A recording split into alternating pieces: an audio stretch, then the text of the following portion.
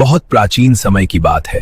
भारतवर्ष में हस्तिनापुर नाम का एक महान राज्य था। इस राज्य पर कुरु वंश का शासन था।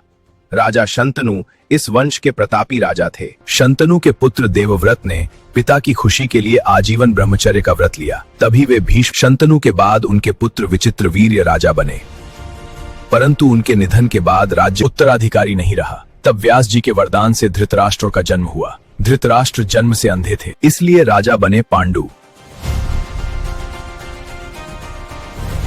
पांडु को श्राप मिला कि वे दाम्पत्य जीवन नहीं जी सकते, इसलिए उनकी पत्नियों कुंती और माद्री को देवताओं से पुत्र प्राप्त। कुंती से युधिष्ठिर, धर्मराज, अर्जुन, माद्री से नकुल, सहदेव, धिंदव से बड़ा था दुर्योधन। इन्हें कौरव कहा गया। पांडव और कौरव साथ बड़े हुए, लेकिन दुर्योधन को पांडवों से ईर्ष्या। भीम की ताकत, अर्जुन की प्रतिभा और युधिष्ठिर की लोकप्रियता से दुर्योधन जलता था। द्रोणाचार्य ने सब शस्त्र विद्या सिखाई। अर्जुन सबसे श्रेष्ठ धनुर्धर बने। ने कई बार पांडवों को मारने की साजिश रची। भीम को विष देना, लाक्षागृह में जलाना, पर हर बार पांडव बच गए। पांडव वेश बदलकर पांचाल पहुंचे। वहां राजा द्रुपद की पुत्री द्रौपदी का स्वयंवर था। अर्जुन ने लक्ष्य भेद कर द्रौपदी को जीता।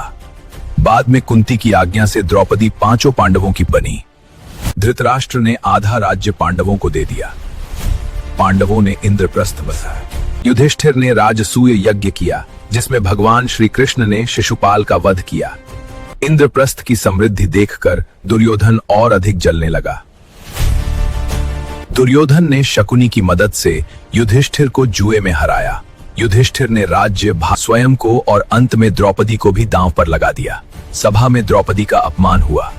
तभी श्री कृष्ण ने चमत्कार कर उसकी लाज बचाई। पांडवों को 13 वर्ष का वनवास मिला, 12 वर्ष वन में और 1 वर्ष अज्ञातवास। अज्ञातवास के बाद पांडवों ने अपना राज्य वापस मांगा, लेकिन दुर्योधन ने कहा, सुई की नोक जितनी जमीन भी नहीं दूंगा। युद्ध निश्चित हो गया।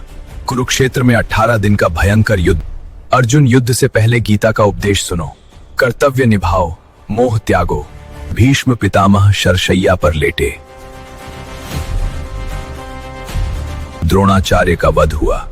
कर्ण, जो कुंती का पुत्र था, अर्जुन के हाथ मारा गया। अंत में भीम ने दुर्योधन का वध किया। कौरव पक्ष नष्ट हो गया। पांडवों ने राज्य संभाला, लेकिन युद्ध की कीमत बहुत भारी थी। बाद में पांडवों ने राज्य त्याग कर महाप्रस्थान किया। एक एक करके सभी गिरते गए। अंत में केवल युधिष्ठिर स्वर्ग पहुंचे।